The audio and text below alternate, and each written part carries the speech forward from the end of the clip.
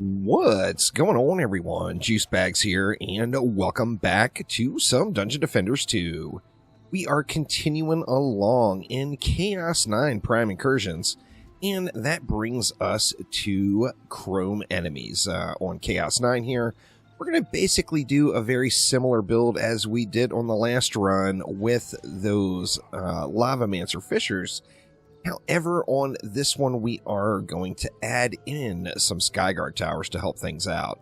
So we're going to bring along some Fissures of Embermount. We're going to bring along some Oil Geysers. That way we can get that Ignite combo out there.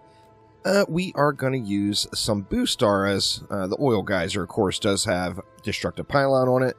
But then additionally, we're going to go with some Skyguard towers. We got big boy range on the Skyguard towers. Going with a defense range servo, deadly strikes, and vicious strikes for damn near map-wide coverage. Just ridiculous coverage of these particular flyer lanes here. So we look at the range on it, it's just absolutely absurd. Now, here we basically have got three main lanes. We got a double lane in the middle, but we can count it as one. Of course, chromed enemies means enemies cannot be knocked up or stunned. So we are just going to ignore crowd control altogether and let the Fissures do their job. Now, additionally, since we do have a really close core here on this lane, that is usually suspect to any sort of throwing mobs, and as you see, we do have Hex Throwers in there, we will be using a Reflect Beam as well. The Reflect Beam, I'm just going to use it as a Reflect Beam, so literally any relic, just doesn't matter what's on it. Let's go ahead and get that Reflect Beam up. And we're just going to put one node, just something like that. And that should help us out against those ranged mobs on this lane. Now, additionally, we want to go ahead and get our flying lanes covered. So we're going to go with 3 Skyguards and really overkill it. We're going to put one dead center, and then we're going to go one on each of the back sides here. Now, as you see, that's going to leave me, just over 700 DU. So I got a ton of DU to use on this map. We're going to go ahead and go with the 4 Fissure setup, something like this. We're going to get our Squirty up in the middle to get that Ignite combo going. I do want to get it close enough where Destructive Pylon is going to hit those 2 back Fissures. And then we're going to get a Boost Aura in. Now, this particular map actually offers the DU where it's kind of sky's the limit. You can do whatever you want with all this extra DU. I'm not sure where we're going to blow it yet. We'll find a place to spam it out, though. Down here below, let's get our 4 Fissures in. We'll get our Squirty up front, and then we'll get a Boost Aura. Now, we've got a whole lot of DU left to use on this double lane, but let's get the basic of the build in first. We'll go with the Fissures.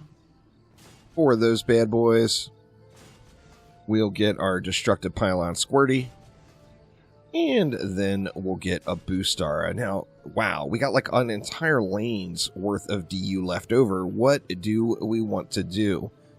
Well, I mean, since this is a big double lane here, I'm thinking we just overkill the center lane.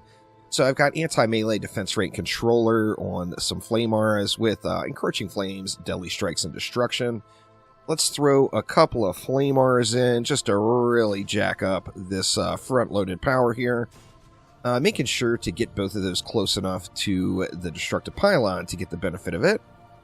We want to do the same thing over here. So let's get a couple of those in, and that actually leaves me 70, which we can just do the same thing on every lane. So let's just go ahead and use up all of this available DU.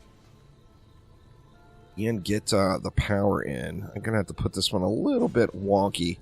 I think it's still going to be in Destructive Pylon range there without any problems.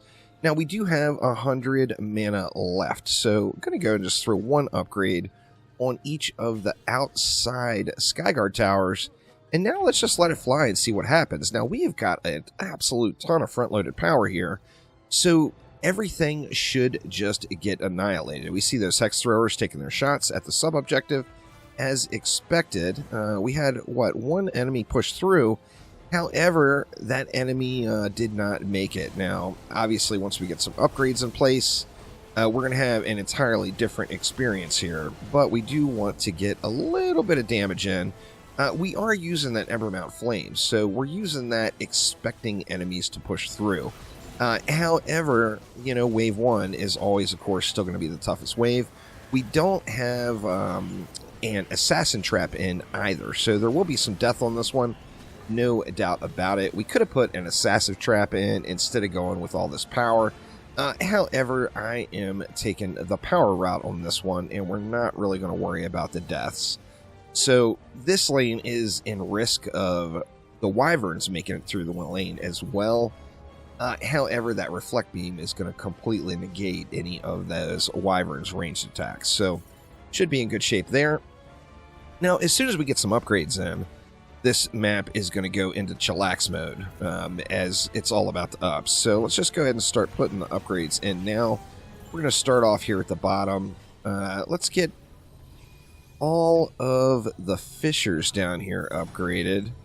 That actually leaves 800. We got tons of mana, so let's upgrade the flame arms as well. Get a nice little bit of power here. Let's go ahead and upgrade this middle Skyguard once. And then, let's see. I mean, I think we got enough to upgrade all of our damaging defenses once. We should, without any problems. And then we'll dump everything left into this center lane. Now, we see we do have an Ogre coming here. Let's go 2 ups on those front fissures. We'll go, well, we missed out on the flame arms there, but that is okay. So let's see if we get a little better result this wave with the enemies, hopefully burning a little bit quicker. There will be Berserkers, as you see, and some Wyverns that do push through, and that is where the Embermount Flames is really going to shine. You see that Wyvern made it all the way over here, but did end up dying. Now, the more upgrades we get in, of course, the least leaks there are going to be, but remember, you're planning for these leaks to happen. The enemies are just going to go through. The Wyverns and Chaos 9 itself are definitely a nice gear check. And when I say gear check, a lot of people are confused. I'm not referring to Chaos 9 gear. I'm referring to your shards in your mods. So a big aspect of the game, the biggest aspect of the game early is shards. The biggest fine-tuning asset is mods. Now, of course, getting a Chaos 8 relic up to Chaos 9 does give it a power gain without a doubt. However, none of it matters if you don't have the shards and mods. So it comes down to grinding out those shards and mods. Remember, it's a free-to-play game. There will be lots of grind involved, and without having quality shards and mods, it doesn't matter what your gear is. You know, you're going to get the same results in Chaos 9 gear with crappy mods as you're going to get in Chaos 8. It's just not going to be pretty if you don't have those shards and mods all dialed in. Let's see, let's throw a few more ups on this lane. I think our lower lane is probably in pretty good shape now. That, and it is quite the run down there as well. So let's go ahead and get both of these flame arms upgraded now as well. And we got 235 left. What can we do? Well, let's throw 1 up on each of those back fissures right there. We'll let it fly again. I think with just 1 upgrade on the Skyguards, using 3 of them with that enormous range, we do have a ton of flyer killing power. And you see, they are not shy. They're getting on those flyers way, way, way out the door. We got an Ancient Wyvern pushing through down below. Let's see how this Wyvern turns out here. Getting the burn, no doubt about it. And now we've got those lovely assassins, of course. Let's bring them right over here. Pop them on that squirty here and hope we can get those guys off of us. I think adding an assassin trap is probably really a good idea on every map. I mean, it's just a huge quality of life. By going with tenacity mods on your armor, you can give yourself a little bit of an assist against all of those assassins. However, there is just nothing as good as instant removal, no doubt. We got the Captain making a push. How's he doing? Is he going to burn? Yep, Captain did indeed burn before made it to that sub-objective. Let's see, wave number 4 now. Let's go ahead and go 1 more round of upgrades here. Let's get this lane a little bit more jacked up. We're going to take the 2 front fissures all the way up. And then our last 300. Where do we want it? Well, we got a bunch down here, too. Let's go ahead and get this lane just a little bit thicker. And I think that is going to leave us in really good shape here. So, continuing on, if you're going to assist anywhere, I would set up that lower lane as your fully automated lane, and then DPS either on this short lane, since it is so close to a sub-objective, or in the big double lane in the middle. You know, the big double lane in the middle is likely to have the most leaks, just because it is a big double lane in the middle. But, you know, pick your poison. If you're going to make a heavy lane, you got lots of DU available on this map, where you can make weak lanes and strong lanes, and then, of course, you want to DPS on the weak lanes. Let's go ahead and get healed back up here. Well, actually, I think the assassins may just end up taking us here on this one. Yeah, assassins got the better of me. Okay, we got a siege roller coming out. We've got another captain on the mid here. We've got an ogre on the short lane. I think I'm more concerned with the captain than anything. Let's see how this captain fares. Still burning, and the captain is down. So that siege roller is going to take about 69 years or so to make it out and down the lane. So, I mean, we got plenty of time. So let's just, let's go back to playing with assassins, because, you know, they love to give big hugs. We'll continue to heal ourselves up, and that siege roller is still not even out of the spawn yet, it doesn't look like. That is such a long lane down there on that lower lane. It looks like it's probably peaking now. Let's see, let's take a look. Just barely out of the spawn. That lane down below, the mob spawn so far back in the lane. You get a really slow mover like a siege roller, and, I mean, what can you say? It's just going to take forever for that guy to come out. Once he's out here, we can just put the burn on him, and there we go. Now, of course, we're going to have 3 bosses. This lane, or this wave, we got 2 coming in the middle. We got a Skelly, we got Gribbs. What else are we going to have?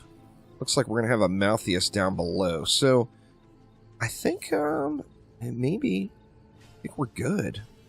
But let's throw a couple more ups on those front fissures there. Let's throw a couple more ups on these back fissures here. In fact, we can get them both all the way up to the top. And let's just let it fly here. Now, this wave, I do think it's going to be all about this middle lane. So let me just go ahead and give a little bit of an assist in the mid here. We'll get some Frostfire proc, and the Frostfire is not really going to do a ton while those Wyverns are alive, but all the enemies behind it, of course, it's going to really help out there. No Piercer. I am still just being stubborn and refusing to go Piercer on my monk because, you know, I play this monk for the big nuke, not for the ranged attacks. So, you know, you're not going to spray through any geodes without having Piercer on. And the Assassin and the ground lanes got the best of us here. But here come our bosses. Let's see how we do. Gribbs rolling out in the middle. We got an Ogre coming out on the left lane. Malthius down below. Looks like Gribbs is just going to have a bad day. Yeah, Gribbs down. The Ogre is actually already down. Malthius, of course, has not made it out far enough yet to get into the damage zone, but Malthius eventually will get wrecked here. Let's go ahead and get healed up, as we do have more assassins coming. Looks like Malthius is in the burn zone now, and probably in pretty big trouble here. Let's see. Yeah, poor Malthius. Having a bad day. And there we go. That is Chrome Enemies on Chaos 9. So we got one more map to do to clear Prime 1, and looking forward to getting through that one. But that will do it for now. Thanks an absolute ton for watching, and I will see ya next time around. Take it easy.